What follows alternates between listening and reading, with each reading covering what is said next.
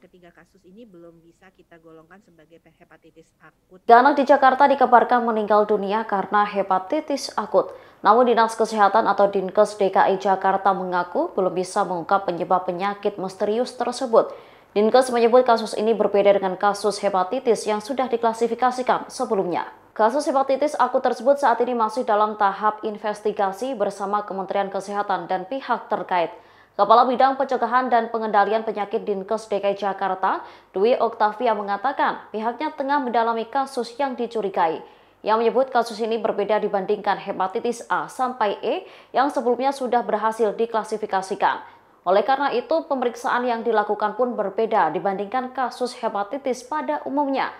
Agar tidak kecolongan, seluruh pasien yang mengalami gejala mirip hepatitis dan mengalami peningkatan fungsi hati akan mendapat perhatian lebih. Diberitakan sebelumnya 3 anak di DKI Jakarta dilaporkan meninggal dunia setelah diduga mengalami hepatitis akut. Ketiga anak ini meninggal hanya dalam kurun waktu 2 minggu terakhir hingga 30 April 2022. Sebelum meninggal dunia, ketiganya sempat menjalani perawatan intensif di RSCM setelah mendapat rujukan dari rumah sakit di Jaktim dan Jakbar. Adapun gejala yang ditemukan pada ketiga anak ini ialah mual, muntah, diare berat, demam, kuning, kejang, dan penurunan kesadaran. Lantaran belum diketahui penyebab pasti penyakit ini, Kementerian Kesehatan memutuskan meningkatkan kewaspadaannya.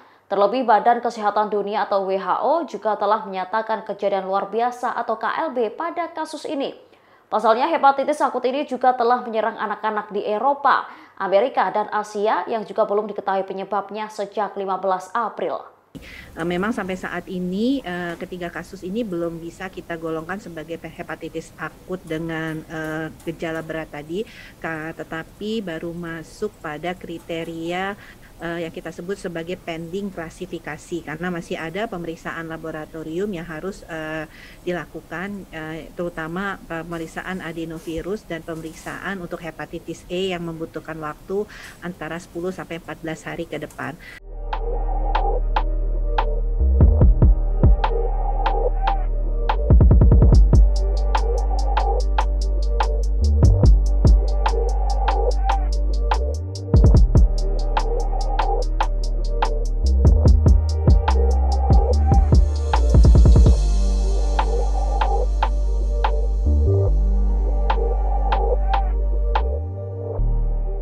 Demikian informasi kali ini, nantikan informasi terbaru lainnya di kanal YouTube Tribun News.